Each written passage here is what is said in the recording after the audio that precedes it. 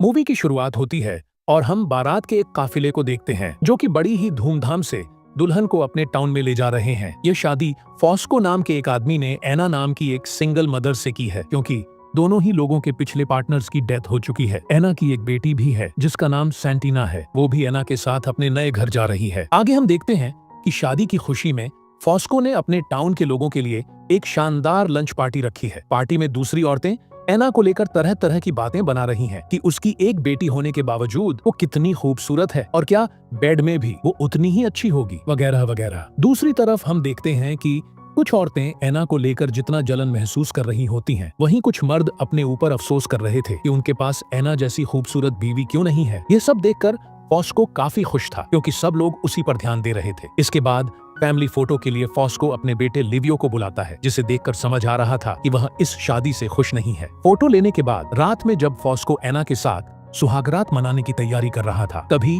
फॉस्को का एक दोस्त उसके घर के बाहर से उसे आवाज लगाता है। वह उसे कुछ ऐसा कहता है कि फॉस्को को एना को छोड़कर वहां से जाना पड़ता है। कुछ देर बाद हमें पता चलता है कि फॉस्को असल में कुछ दोस्तों के साथ एक गैर कानूनी काम करता है, जिसमें वे सब मिलकर इटली के पुराने जमाने की कब्रों को खोदते हैं। उन कब्रों से एंटीक्स निकालकर बड़े दामों पर मार्केट में बेच देते हैं। लेकिन आज इन सब की किस्मत खराब थी, क्योंकि जब वे खुदाई कर रहे होते हैं तब वहां से गश्त लगा रही पुलिस की एक टीम इन सब की सुताई करने पहुंच जाती है। तब इन सबको अपना पिछवाड़ा बचाकर वहां से भागना पड़ता है। इस घटना के बाद फॉस्को पूरी रात घर नहीं जा पाता, लेकिन जब वह सुबह सवेरे अपने घर पहुंचता है तब वह सुहागरात मनाए बिना नहीं रह पाता और शुरू हो जाता है। यहाँ फॉस्को की इस हरकत से हमें एक बात पता चलती है कि एना जितनी शांत और सिंपल औरत है, फॉस्को उतना ही जाहिल किस्म का आदमी है, जिसे दूसरों के इमोशंस की कोई परवाह नहीं है। फिर अगले दिन हम लिवियो को देखते हैं, जो कि बीच के किनारे अपने दोस्तों के साथ नहाने जाता है। जब वह नहा रहा होता है तब पीछे से स्टेला नाम की एक लड़की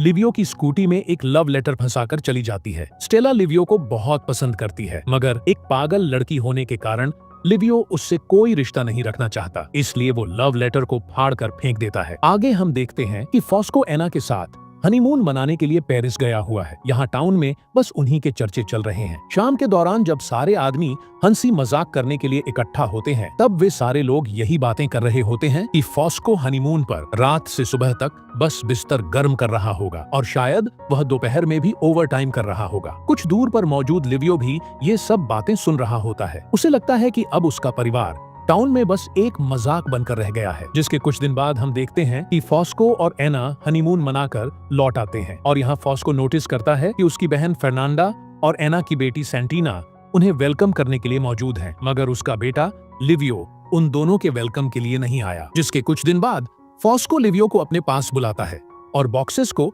ट्रक में लोड करने के लिए कहता है। काम पूरा होते ही वह तुरंत लिवियो को बॉक्सेस को दोबारा लोड करने के लिए कहता है। यह सुनकर लिवियो गुस्से में इसकी वजह पूछता है, तो फॉस्को कहता है कि तुम्हें बड़े बॉक्सेस को पहले रखना था। यह सुन के लिवियो कहता है कि तुम यह बात मुझे पहले भी बता सकते थे। फॉस्को कहता है कि मैं तुम्हें अब बता रहा हूँ और फटाफट काम पे लग जाओ। फॉस्को उनके सभी पड़ोसियों के सामने लिवियो की बेइज्जती करता है, जहां एना भी मौजूद थी, जिससे लिवियो को शर्मिंदगी महसूस होती है। जिसके बाद रात में जब एना और फॉस्को उनके रूम में थे, तो एना फॉस्को से कहती है कि तुम्हें लिवियो को इतना नहीं डांटना चाहिए, क्योंकि वह अब बड़ा हो चुका है और तुम्हारी बातों को वह दिल पर ले लेता है। फॉस्को कहता है कि ऐसा नहीं है, उसे मेरी डांट की आदत है और वह जल्दी ही सब भूल जाएगा। इसके बाद फॉस्को उसके साथ इंटीमेट होने लगता है, क्योंकि कल वह कुछ दिनों के लिए दूसरे शहर में उन बक्सों की डिलीवरी करने जाने वाला है, जहां अगली सुबह वह चला जाता है। और दूसरे सीन में हम देखते हैं कि लिवियो अपनी छोटी बहन को एक कहानी सुना रहा था और तभी एना वहां आ जाती है और सैंटिना को उसके कमरे में जाने को कहती है, लेकिन वह मना कर देती है और कहती है कि उसे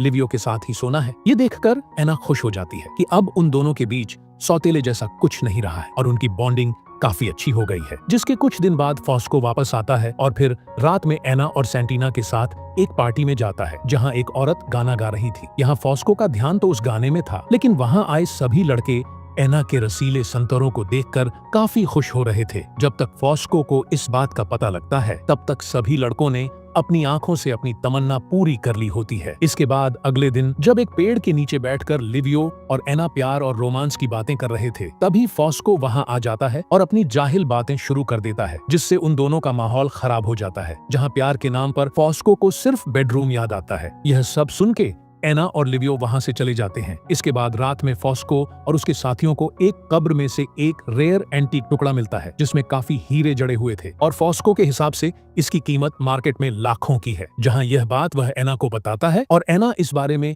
फॉस्को की बहन को बताती है और धीरे धीरे यह बात पूरे गांव को पता चल जाती है। जिसके बाद फॉस्को गुस्से में एना से पूछता है, इतनी खास बात लीक कैसे हुई? तब लिवियो एना को बचाते हुए फॉस्को से कहता है, इसमें बड़ी बात क्या है? टाउन के सभी लोगों को पहले से ही पता है कि आप कब्र खोदने वाला काम करते हो। और तब इस बात पर दोनों के बीच कहासुनी हो जाती है। लिवियो खाने के टेबल को छोड़कर वहां से चला जाता है। फिर यहाँ सीन कट होता है और रात में हम देखते हैं कि एना प्यार से फॉस्को के पास एक बियर की बोतल लेकर जाती है। उसे कहती है, इस बार लिवियो को अपने साथ डिलीवरी पर ले जाओ और एक बाप बनकर प्यार से उसे दुनियादारी सिखाओ। अब यहाँ फॉस्को एना की बात से एग्री तो करता है, मगर इस बार वह बेहद ही एंटीक चीज को स्मगल करने वाला है और इसमें पकड़े जाने का काफी खतरा है, इसलिए वह लिवियो को साथ ले जाने का खतरा मोल नहीं ले सकता। फिर अगली सुबह हम देखते हैं कि लिवियो अपने मस्तिखोर दोस्तों के साथ बीच पर नहा रहा होता है और स्टेला चुपके से उन्हें देख रही होती है, मगर तभी एक लड़के की नजर स्टेला पर पड़ जाती है और तभी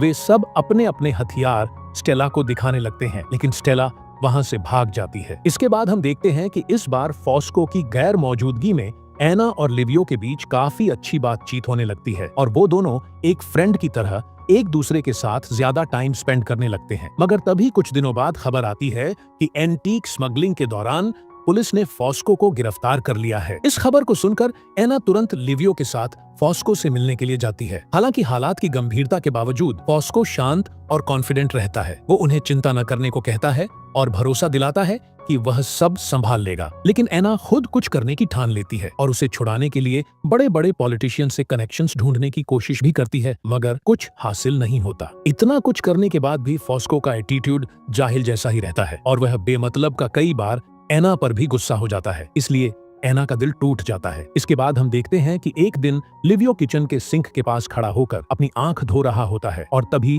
एना वहां आती है और पूछती है, क्या हुआ आंख को? लिवियो बताता है कि उसकी आंख में कुछ चला गया है। तब एना लिवियो के पास जाकर उसकी आंख से कचरा निकालने लगती है। इस आंख की सफाई के दौरान एना लिवियो के इतना करीब आ जाती है कि लिवियो के मन में लड्डू फूटने लगते हैं और वह एना को किस कर लेता है। अब क्योंकि एना भी कई दिनों से प्यार के लिए तरस रही होती है, इसलिए वह भी लिवियो को किस करना शुरू कर देती है। मगर कुछ सेकंड्स के बाद एना को यह एहसास हो जाता है कि यह गलत है। फिर वह अपने आप को काबू करते हुए वहां से चली जाती है और उसे लगता है कि सब खत्म हो गया, लेकिन किस्मत की कुछ और ही प्लान्स थी। अब लिवियो को एना की खूबसूरती का स्वाद लग चुका है, इसलिए वह एना के आगे पीछे मंडराना शुरू कर देता है ताकि वह उसके साथ एक और मौका बना सके। मगर अब एना समझ चुकी है कि यह सब गलत है क्योंकि लिवियो उसका सौतेला बेटा है। फिर आगे हम देखते हैं कि जब लिवियो एना को जोर लगाकर मनाने की कोशिश करता है तो एना उसे फॉस्को को इस बारे में बताने की धमकी भी देती है, मगर लिवियो पर इसका कोई असर नहीं होता और वह बार बार कोशिश करता रहता है। अब कुछ दिन तक कोशिश करने के बाद